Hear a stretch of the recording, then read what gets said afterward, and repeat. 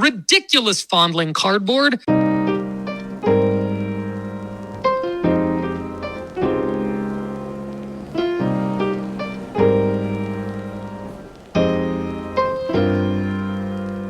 What is up?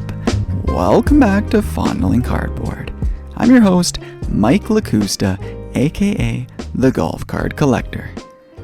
And today we're going to be unlocking a new character on the show that is Adam Van Zee, who is a golf enthusiast, an avid golf card collector for the past year. And we're just going to learn a bit about Adam, how his collecting has evolved over his time in the hobby. But more importantly, we're going to be talking about Xander Schauffele and Scottie Scheffler, the race towards Player of the Year, if Xander's uprising was a surprise or a long time coming, and whether or not he's able to eclipse Scottie Scheffler's historic year. Then we're going to wrap up with a conversation. Of course, this is a trading card podcast. We're going to talk about Topps Chrome Olympic cards because the aforementioned Xander Schauffele has some golf cards. And of course, it goes above and beyond the Sports Illustrated for Kids. We're getting the iconic brand Topps Chrome. I'm blown away with how Topps has remained so consistent over the years with the gold parallel out of 50, the red out of 5.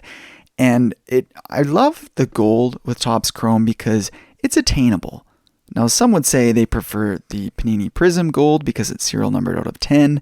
And sure, that is nice if you have it. But for those not wanting to pay hundreds and thousands of dollars for a card that's not going to be a centerpiece of their collection, making it serial numbered out of 50 year over year consistently, it's a good amount of rarity. It's becomes a cornerstone of the hobby when it is consistent. And the same goes for the red parallel and, of course, the superfractor. We are going to touch on all of those different types of cards and more for Xander Schauffele. And without further ado, here's the conversation. What is up, Adam? How you doing, man? Good. Thanks for having me. You bet. So let's just start off talking a little bit about you. So what is your golf history and your hobby history? Golf history is kind of back to the 1997 Masters with Tiger Woods. That kind of got my fandom started. Followed Tiger throughout, obviously, his entire career and kind of at the tail end now. In terms of his playing, I played college tennis. Once that was over, I was kind of looking for my next competitive nature, and golf was the pretty easy way to move into. And so been playing golf for 25 years now. Fairly decent player, but try to play as much as I can, as much as my wife allows me. And so as far as into the hobby, collected cards as a kid, mostly basketball cards. Penny Hardaway was my guy, and during the early Orlando Magic days with him and Shaq was I don't know if you remember Lil Penny commercials that were always on. So that really spoke to me, and so my collection was very, very Penny Hardaway heavy. I wish I would have chosen Michael Jordan instead. My bank account would have enjoyed that a little bit more, but yeah, so that's where it started. Just started getting to the golf cart collecting hobby about a year ago. Kind of saw different things on social media that really got me interested in looking at all the possibilities there, and started going to some shows and met somebody who was a part of the Facebook group, Aaron, which randomly I took a couple lessons from at a Golf Tech here in Indiana. So it was pretty funny that I was like, I know who you are. And so it's good to see Aaron every time I go out to those shows. But kind of a grown for there. I started collecting all golfers, memorabilia cards, autograph cards, and numbered cards, but have really started just to focus on Tiger. Tiger's the reason why I got interested in the game. And kind of even to this day, I love seeing him out there, even though it's kind of a shell of himself. But really have started to increase my kind of exposure to Tiger cards, and memorabilia cards and autographs are where I focus, but recently started getting into more numbered cards and working into creating some colored rainbow sets. Cool. Yeah, I know people who are big golf fans and golf players themselves tend to gravitate towards memorabilia and autographs. And I used to think of it as like the primitive style of collecting. Like it's the most obvious stuff, right? Is if you didn't know much about cards, you're like, well, yeah, of course I want a piece of their glove or their shirt, or yeah, I want their autograph. But I've almost done like a 180. And again, I'm still obsessed personally with the shiny stuff, but I'm starting to get more and more of appreciation for the autographs and memorabilia because maybe there's a reason why that's like the stuff that people I think naturally gravitate towards. And selling off all your other players and focusing on Tiger. I mean, not that it matters what I think, but I think that's a pretty smart move. I think focusing your collection instead of just going broad swings like I've been doing over the last few years, I think that's a smart move, just financially and just in terms of, having focus on your own PC. So that's awesome. Um, but, today I wanted to talk about another player. So although you might not have players of this card, I think you're still a fan, and I think both of us agree he's probably one of the hottest players right now, potentially the hottest player right now, and somebody who we just recently got some cards for, and that is Xander Schauffele. So, right now, with his two major wins this year, do you think that was a bit of a surprise, or were those a long time coming for Xander? Definitely a long time coming. Xander has always had the talent to do it. The biggest, I guess, ding against Xander was everyone said he couldn't finish on Sundays, and the data actually shows that differently. Xander's strokes gain on Sundays is one of the best in on the PGA Tour.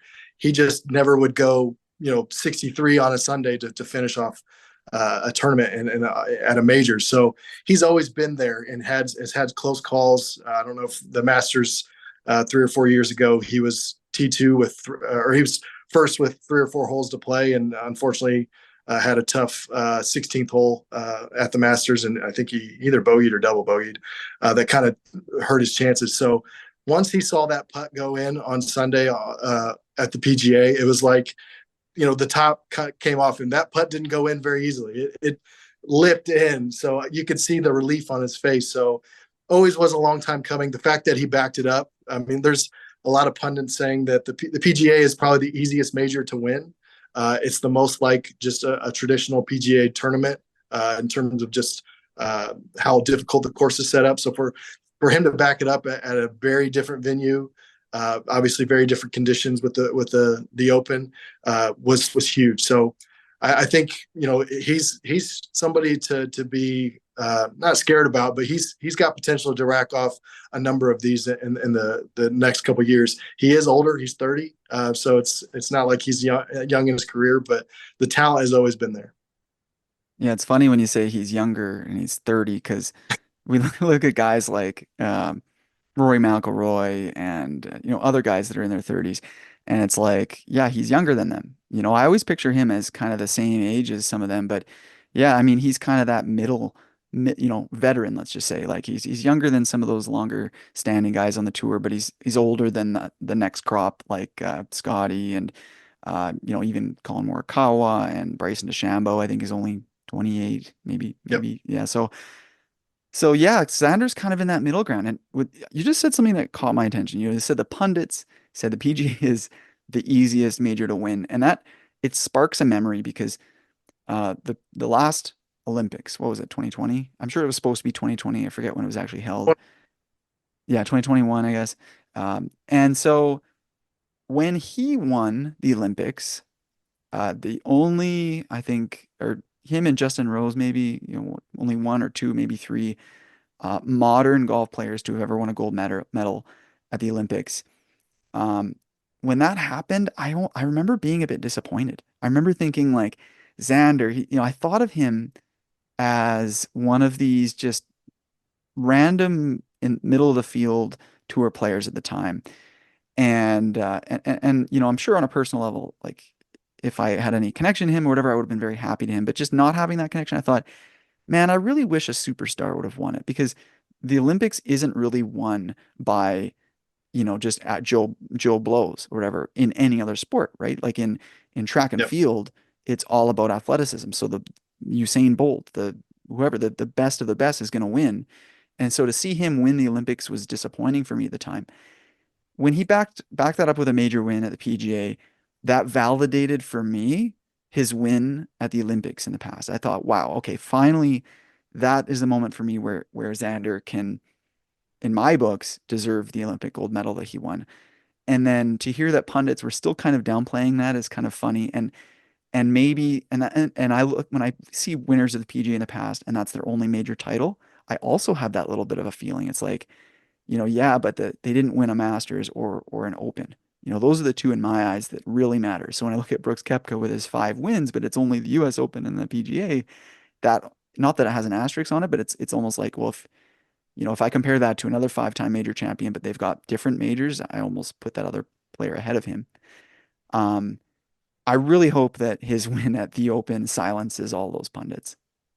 Yeah, I don't see how it can't. I mean, 2 majors in a year is, that's kind of rarefied air. So the fact that he was, and again, there's so vastly different styles of golf too. So that in itself, hopefully, like I said, hopefully he continues to back it up and just builds that much bigger of a resume. But I think that part of Xander's biggest issue is he's not a big personality. He's not Bryson DeChambeau. Bryson is out there and kind of gaining fans, and Xander's pretty quiet, keeps to himself, doesn't do a whole lot of media or anything like that. That golf is missing that, and the whole Bryson thing, having him back would be huge for the game of golf, because he does give that. Golf doesn't have very many villains anymore, and so Xander being more recognized for his golf game because he's winning is a huge win for him. I agree. Bryson is the new, I'm not going to call him the new Arnold Palmer, but that's kind of the air that he's bringing to the golf course. High-fiving all the fans before the final round, doing what he's doing to grow the game on YouTube and all that stuff. I'm a big Bryson fan, and it makes me wonder. The next topic I wanted to talk about is Player of the Year, because Scottie Scheffler was running away with it. Yep. And obviously Bryson won a major this year, and it made me wonder if Bryson had won the US Open, or sorry, the British Open, would he have been in contention for Player of the Year? Because obviously he would have had 2 wins, and he would have turned from heel to fan favorite, in a matter of less than a year. Um, the discussion I wanted to talk about was, it has Scottie Scheffler been eclipsed by Xander? But before we get there, what do you think of, just hypothetically, what if Bryson had done it? What if Bryson had 2 majors this year? Yeah, technically he wouldn't be able to win it because it's a PGA award, which, that's the whole live thing. But I think he would be in the conversation. I mean, it's hard not to. The only thing that he can't really back up is he hasn't had a lot of success on live. And so, he's obviously had some top tens and some high finishes. But if he were to dominate live and win 2 majors, then yeah, absolutely. It's for somebody to bring new eyes in, or exciting the younger crowd, which golf always is wanting to do. Bryson's the guy, and he's the guy that really brings that connection in. So if he were to win one of the other majors, by all means, absolutely. The U.S. Open is one of the toughest, and the his ability to show up there was impressive. I'm actually playing Pinehurst in September, so I'm excited to see what I score, because I'm sure it'll be a tough. But overall, I think Scottie and Xander are pretty much neck and neck. I am 100% a majors mean a whole heck of a lot more. They're the best fields because there are live golfs that are included, and they're the toughest tests. So him having 2 majors compared to one with Scottie is important. Scottie has won an abnormal amount of money this year, and his wins are all signature events, or not all, but most of them are signature events. But for him to have, he's on the money list is $27 million already. That is outrageous. So I think they're neck and neck. I think the FedEx playoffs are going to be key. If either one of them can win one of those, or wins the FedEx Cup, which is the end of the year tournament in August at Eastlake. If one of those, whoever does better in the playoffs, to me, is probably who should be the Player of the Year. 6 wins is incredible. I mean, that hasn't been done in a long time. We're talking Tiger numbers when it comes to that. So I think it's still up in the air. If I had to vote today, I'd probably lean Scottie, only because of his dominance and a bad week for him. Like, nobody was talking about Scottie Scheffler at the British Open, and he was a top 10. And so, like, that's a bad week for him, which is wild. Yeah, Uh, especially how he finished because, I think he bogeyed either the last or the second to last hole, and that uh screwed me out of about yeah, $350. yeah, So, he had a double bogey on the back nine, and that basically nobody paid attention to him after that. But yeah, so I think Scottie is edge. So, but if Xander were to win another gold medal, which is going on as we talk, and or have potential to take one of those FedEx events, I think Xander would take it. Two majors is a big deal. I'm glad you said that right now in your mind's standings that Scottie has a bit of an edge because my intuition says the same thing. Even though I'm with you, I think major wins is the most important thing. But Scottie's just been so darn dominant. Like nobody could touch Scottie, and this conversation wouldn't even been happening if any other player had won at the Open Championship. Scottie would be there would not even a conversation. No contest. He would be Player of the Year. Xander just pulls it out of a hat, two majors, so now he's in the conversation. But I think Scottie's still the front runner. And then what you said earlier is if either of them were to win the Tour Championship, which by the way, I think it's between them. I don't know if there's a lot of other guys in contention for Tour Championship. Of course, there will be once that final event starts. I think they're still doing the staggered start, so Scottie will Yeah. probably be like 10 under par, and Xander will Yep. be 9 under par, and then anybody below that, with maybe the next two players might have a shot, but I would say it's really between them.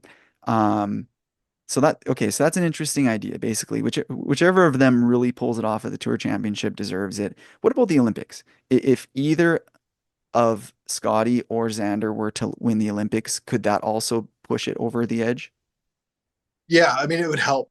No question. I mean, Xander's obviously already has a gold medal, so he kind of has the experience of knowing what it's like. I think I would almost equivalent the Olympics to a tour stop. So just not necessarily a signature event, and you could probably say it's almost like a live event in terms of it's a limited field. There's only 60 or so players. I'd say about half of those players are not, PGA Tour quality or live or the top tier live quality players. So, quite frankly, the talent pool is probably 30 guys are capable of winning that tournament. Mm, And so I think that being such a limited field and a talent level, I would consider it just, if Xander or Scottie were to go win last week, the 3M Open, which they didn't play, but if they were to win, that's how I would equivalent the Olympics. It's definitely not a major. It's probably not a signature event, but it would be just like a regular PGA Tour stop. okay, so my mind can get burdened a little bit by just the prestige of the Olympics because although it's an amateur event, being a track and field athlete from, high school and that sort of thing, track and field was always, I held it in high regard, and the Olympics was the epitome, the best of the best in track and field. So I hold the Olympics near and dear in my heart, but it's nice to get a dose of reality that from a professional golf perspective, it's a limited field and that, the winner, if either of them were to win, it would help their case for Player of the Year, but like if Xander won the Olympics again, but then Scottie won the Tour Championship might have been maybe a trickier feat. Although maybe not, because although there's a better field, he's starting with that 10-stroke advantage. Um, so maybe they're kind of on the same level playing field. When you put it in that light, I think you're probably right because yes, it's the top 30 golfers in the PGA, but also, Scottie's going to have, so he'll have -10 and then second's -8. So at worst, he'll have a 2-shot lead over everybody, but he'll have a 10-shot lead over half the field. 10 shots for anybody is a lot, but for somebody playing as well as Scottie is incredibly a lot. So I think your comparison is actually pretty close in terms of just the ability to win those tournaments. So I try not to play too highly up on the FedEx Cup just because it's, quite frankly, it's a corporate event that turns into a big money grab, but it's fun to watch. The biggest thing that is something to be interested in is Scottie's not performed real well at East Lake. Xander has. Rory has dominated that event for the most part, but Xander has better course history there, and it goes there every year, and so it'll be interesting to see how it plays out because of that. Absolutely. So let's shift this into cards because this is a podcast about golf and not just about golf, but also about trading cards, sports cards. And we got something recently that was really exciting, and that's the 2024 Topps Chrome Olympics Golf release. And that is just Team USA people. So as a Canadian, I miss out on some of my national pride, but yourself and a lot of other Americans that are listening to this probably recognize a lot of those names and are fans of those players. The only golfers that we get are Xander Schauffele, and there's a lady golfer. I'm definitely I've butchered her name and I have not done her legacy justice because I believe she's a very talented player, but I don't really care about her. So let's talk about Xander. And Yeah, now I think go ahead. well, obviously the fact that we've got four American golfers in the Olympics, which is more than a lot of other countries. For Canada, we only have Nick Taylor and Corey Connors. But for the United States, there's Xander Schauffele, Scottie Scheffler, Colin Morikawa, and Wyndham Clark. I kind of wish that they had taken Liv into higher consideration and that maybe Bryson DeChambeau could have gotten that fourth spot instead of Wyndham. Um, but hey, we only got Xander Schauffele cards out of those four guys. Would have been incredible to get Scottie as well because we're in high need of getting some Scottie Scheffler cards. But Xander Schauffele's, as we've talked about, he's one of the guys this year. So to get some cards, I'm not going to complain. Um, so the Topps Chrome, product only having one golfer, even though he's got different inserts, he's got a couple base cards, lots of different parallels, some autographs. I'm still personally not ripping the product. I'm not buying the hobby boxes or blasters because it's kind of a long shot to hit a card of that one player. Have you been opening any of the products? No, I haven't. Similarly, I kind of was in the ripping game early on, and then I realized that there's if I want a card, I'll just go get it type thing. So it's interesting. The reason why obviously Xander's highlighted is because of his gold medal 3 years ago, and so the difficult part that you've talked about, ad nauseum on the show is for the golf cards to be able to time when good things happen. And Topps just got very lucky and kind of hit one out of the park that this release around the Olympics also happened to coincide with the time when Xander wins two majors. And so Topps is loving this because anybody who wants to collect Xander, this is your opportunity. This is your only opportunity. And so that worked out, massively well in their favor. So I'm interested in finding a Xander card at some point, but because of the timing, the market is about as hot as it'll ever be. If he were to win it again, which is possible, it would even get hotter. And so it's just like kind of letting that storm pass a little bit and then doing a search after that. Whenever a new product comes out, there's always a grace period of weeks, maybe even a couple months for the product to get hyped up, spike in prices, and then start settling downward. And I personally start looking at new products maybe 6 months down the road before I really start buying the cards that I want, especially the higher end stuff, because you don't want to spend 2, 3x, what the card's gonna be worth with less than a year later. That said, I did buy a Xander Schauffele card, and it's a little bit of a funny story. I made a mistake. Um, I love some of the cards that Xander's got now. A lot of them are really cool. And I really like the retro. I forget what it's called, but it's like a 1950s or 70s or something like that retro style of card. And there's obviously different parallels. There's a green out of 99, there's a gold out of 50, there's an orange out of 25, there's a red out of 5, black out of 10. And I've been following. I personally like the color gold. I like out of 50, so I was trying to get one for a good deal. Now, a few nights ago, I was getting pretty tired at the end of the night before going to bed, and Dangerous. I know scrolling through my watch list, and I saw one of them that was listed a little bit less than the others.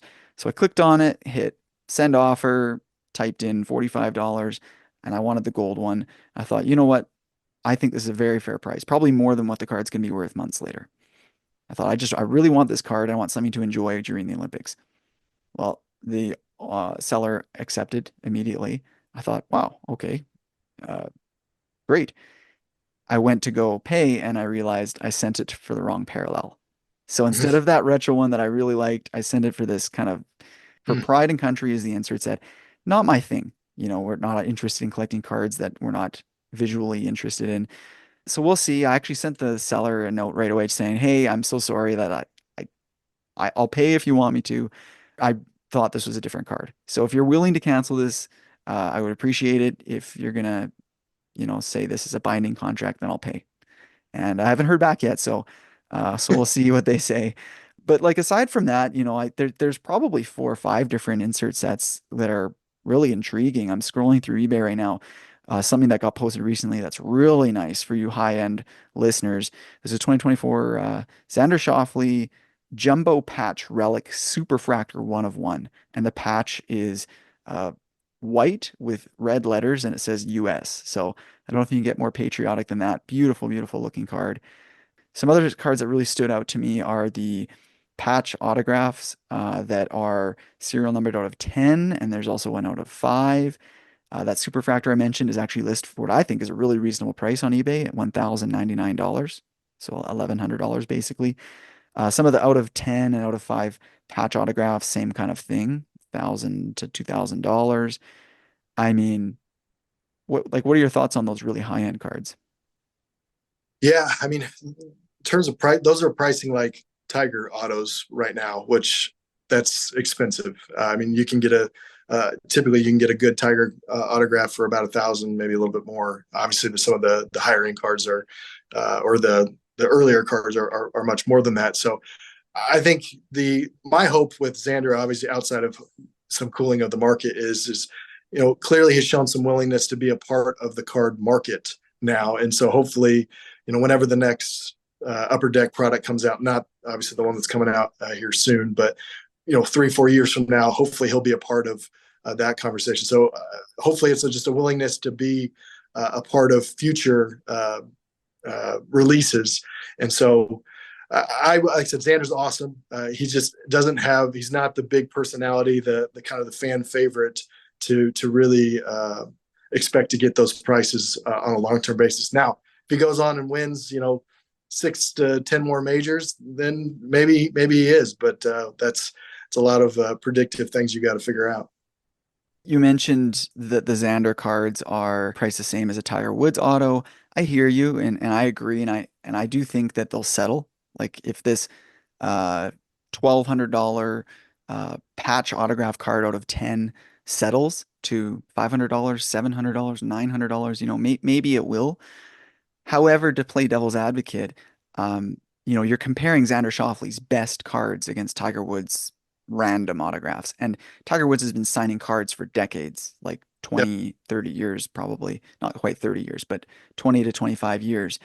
And so there's a huge abundance of Tiger Woods autographs, whereas, Xander has a very limited amount of cards. And so if you were to just compare the total market cap, obviously multiplying a few hundred autographs from Xander Schauffele versus tens of thousands of autographs, maybe even more of Tiger Woods, it's like, yeah, on an individual card by card basis, they could be worth the same, but it's a lot harder to find a Xander Schauffele autograph card than a Tiger Woods autograph card. So you're paying for that scarcity. And also the fact that like it's premium. It's the nicest Xander Schauffele card. Like if you were to compare that to the nicest Tiger Woods card, you're paying 6 figures. So there's that aspect. And then before I forget, you said, the next Upper Deck release. Gosh, you said 3 to 4 years. Gosh, I hope it's not that long. If there's Upper Decks employees listening to this, please don't. After 2021, we were so excited, and it was a bummer to find out we had to wait till 2024 for the next cards. Please don't make us wait until 2027. Amen.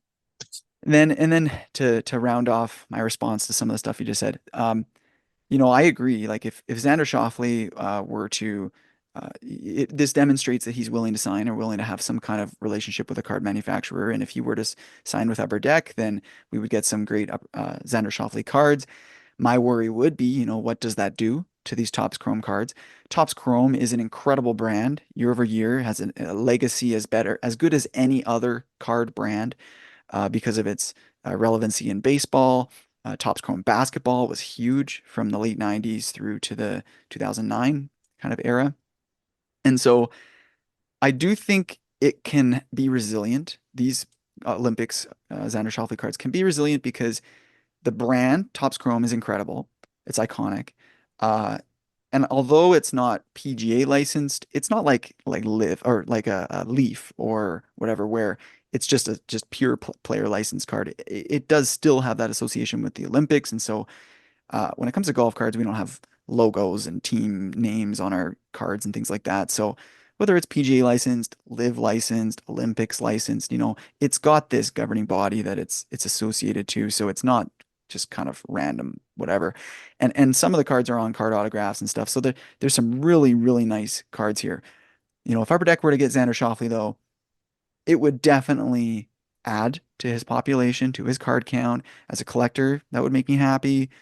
As someone who wants really rare stuff, the Uh, the yeah. relevancy that the thing that comes to mind is Jordan Spieth. Jordan Spieth doesn't have golf cards. He's got some Sports Illustrated for kids, but in 2016, uh, uh, Topps baseball and Topps Chrome baseball, he had a first pitch card, and so that first Mhm. pitch card had the refractor looking one that had a red out of 5, orange out of 25, green out of 99, super fractor, that kind of stuff. And so if I personally wish that Upper Deck could have gotten Jordan Spieth and had him in products, but if it did, what would it do to those Topps Chrome cards?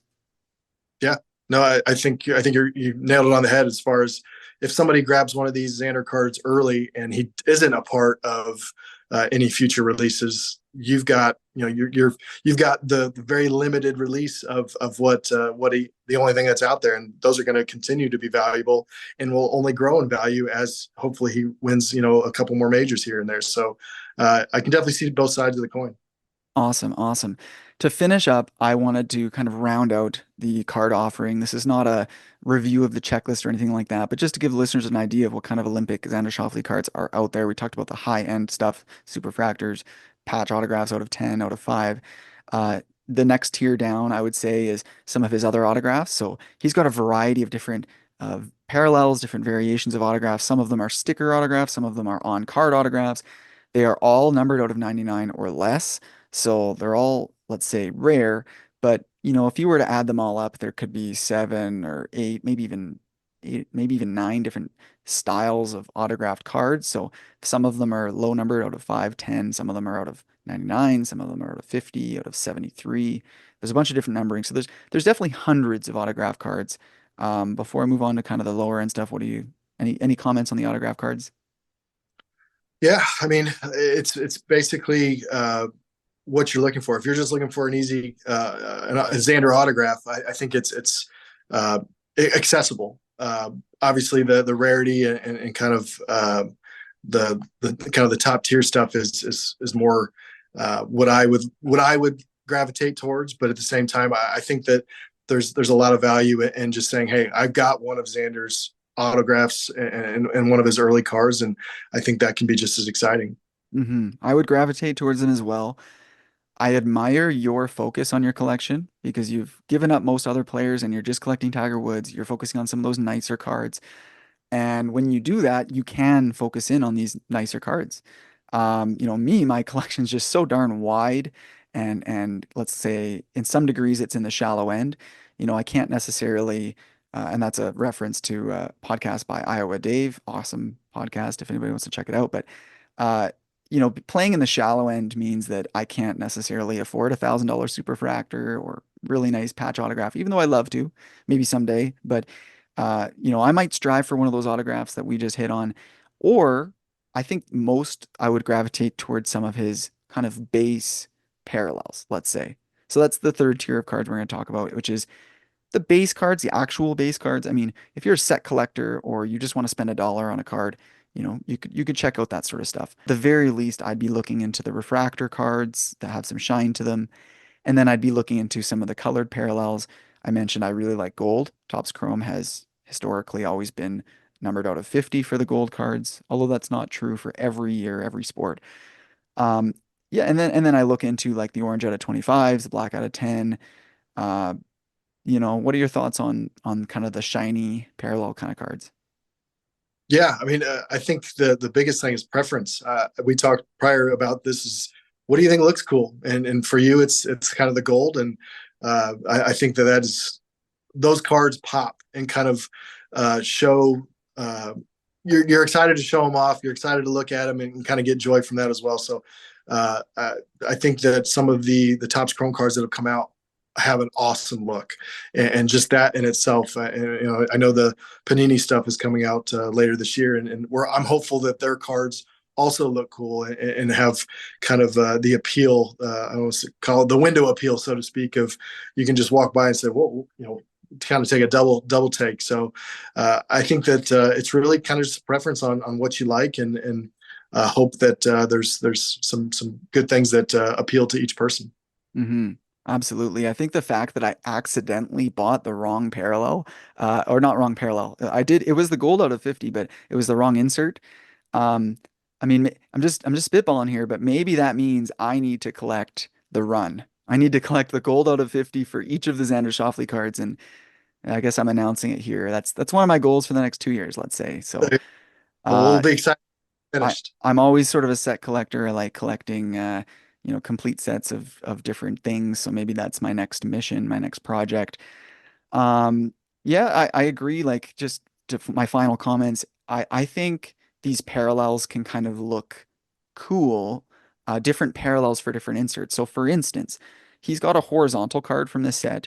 It's sort of a smaller image. It's like a full body shot instead of more of like a portrait shoulders to head kind of image. And so like I like these horizontal shots where the player is small because there's a couple of iconic cards like the 2000 I think 7 Topps Chrome Kobe Bryant card. He's Mhm. doing kind of this reverse layup kind of card, and the 2020 Prism LeBron James where he's doing a Kobe tribute. And there's a Canadian flag in the background of that card. And just a little shout out to Canada in that one. So this Xander Schauffele, the horizontal, it's numbered 150 out of the set, so it's actually the very last card in the checklist. I'm gravitated towards the styling of this card, even though a lot of people don't like horizontal cards. And the parallel that I like, and I probably shouldn't talk about cards that I want to personally get because others might grab brings attention to them, but I will, is the US flag parallel. So it's got the stars and stripes behind him. The base card has just like a picture with like a bunch of people standing in the background. Everybody's wearing masks because it's during the COVID pandemic. So the base kind of version, or even like the colored parallels, like the green out of 99 or the gold, are nice, but they don't like. There's something about the U.S. flag version where they cut out the background of the picture and they just replace it with an American flag, and it just looks so patriotic. Not even being an American, it just looks like a cool, uh, let's say, resemblance to what the Olympics means to him as an American. Well, I think that the Olympics and the flag in your country is so important. So I think that that just shows kind of what the Olympics are about. You're representing your country, and that's a very cool looking card. I think it's interesting that Upper Deck had the national hero flag or national hero cards that came out that have both a silver and a gold parallel. That's not similar, but kind of in the same breath. And those cards look awesome too. Yeah, absolutely. Another one that comes to mind is I mentioned the For Pride and Country card that I bought by accident. Um, although I don't like the card, the picture does have like a bit of a sunset. And so Mhm. the orange parallel out of 25, my eyes gravitate to that one a bit more than the gold or the red or the black or whatever. Even those other numbers are all lower numbered, the orange one kind of matches the styling of the card. So just the artist admiration in my collecting uh, gravitates towards the parallels that look cool. Anyways, that's enough on cards. Any final thoughts, Adam, before we wrap up? No, like I said, I've enjoyed having the conversation, and really, I think that what you do is great, and kind of brings some light to golf, both golf and golf cart collecting, and I think that as the hobby continues to grow, and we'll be excited, and I love trying to predict what's the next, who's the next golfer to sign on with somebody, and get excited about their cards. Awesome, awesome. Adam, I was hoping to get to one more topic today. We don't have time, but the questions came from mailbag. So Pat Bonnet had asked, how should entries for the Olympics golf work? World golf rankings or country picking their own players, and the fact that Live kind of gave the shaft to certain players. And then Austin Bailey had also asked, giving a disclaimer that it's a bit of a controversial topic, but that there's a debate going on for Player of the Year between Xander and Scottie, and it just brings to light how to compare different events, the value of winning a major versus an everyday average PGA Tour event versus an elevated event, and how the world rankings are, maintained. So this is stuff I'd like to get into someday with you, because I understand, are definitely more of a golf enthusiast, and you're very knowledgeable on the inner workings of the sport. So how's that sound? You want to talk about that another time? Absolutely. Like I said, I think it's smart to dedicate some more time to that, because the OWGR has some flaws, and there probably needs to be some change. The prime example you gave of Bryson probably should have been the fourth guy to make it to the Olympics. Undoubtedly, it should have been. Wyndham Clark's a great player, but Bryson is definitely somebody who should have been in that top four. And so would love to be able to kind of do a deep dive in what the OWGR is, and kind of the strength of fields and how that works. There we go, Bryson. We hope to see you in the Olympics 2028. Austin and Pat, thanks for the questions. Adam and I will collaborate in an episode coming up pretty soon to answer your questions. Anybody else who enjoys, hearing mailbag portion, make sure you comment on those posts in the Facebook group, Golf Cards and Memorabilia, or even just shoot me a DM and say, hey, it'd be interesting to hear you cover this topic on a future episode. That's about it. Thanks, Adam. Awesome. Thank you.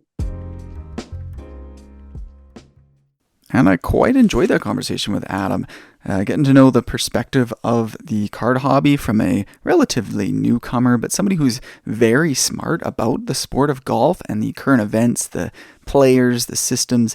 I think that'll be a really fun relationship to continue, Adam. And in terms of this conversation, we talked about prices and whatnot, and Adam and I both refer to the fact that when a product comes out, it's extremely hot and prices cool off. We are already starting to see prices moving, I would say dropping, cooling, put it lightly.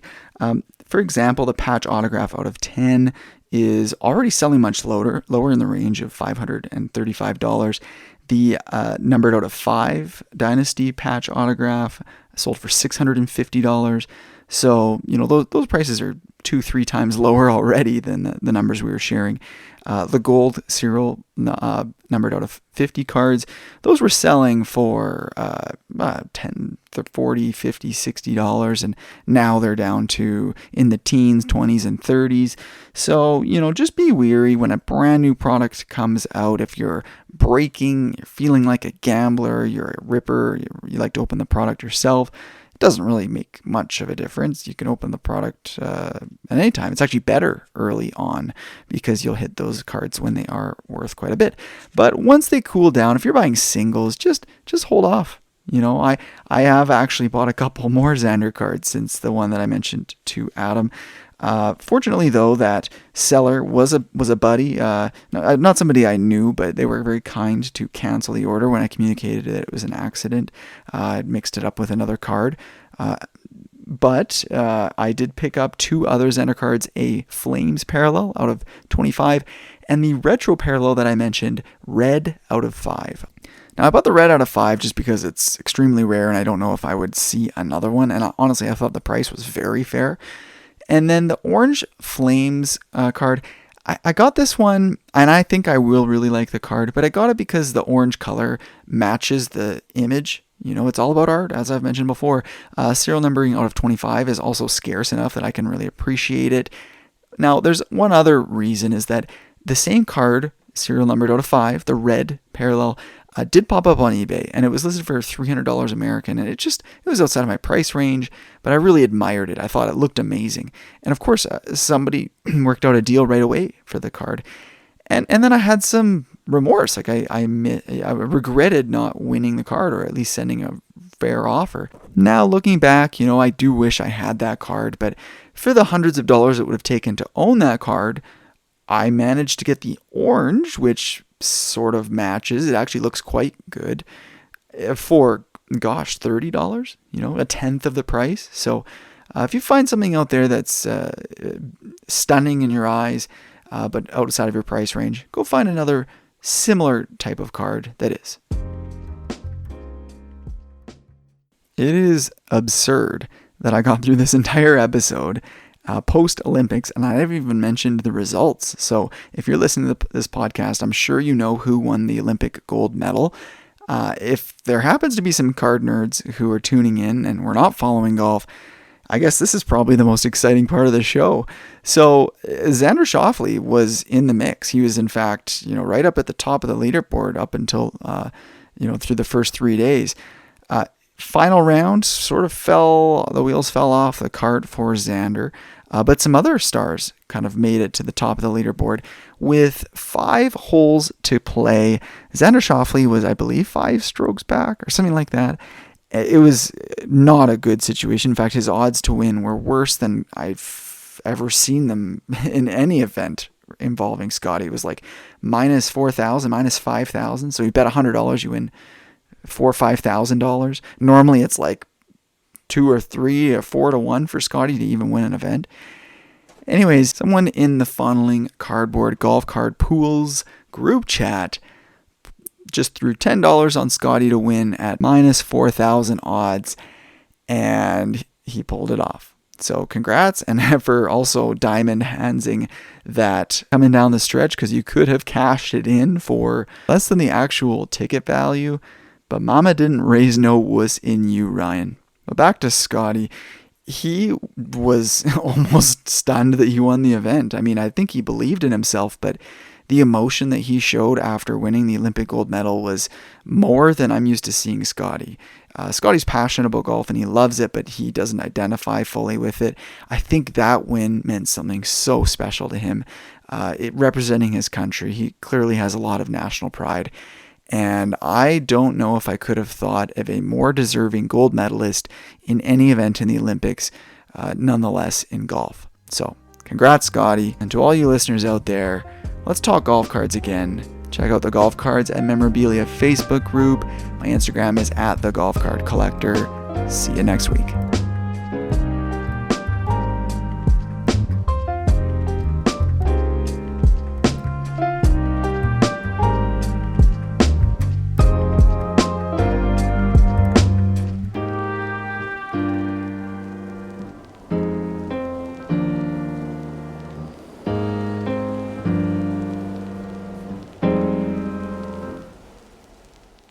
Ridiculous golf card collector.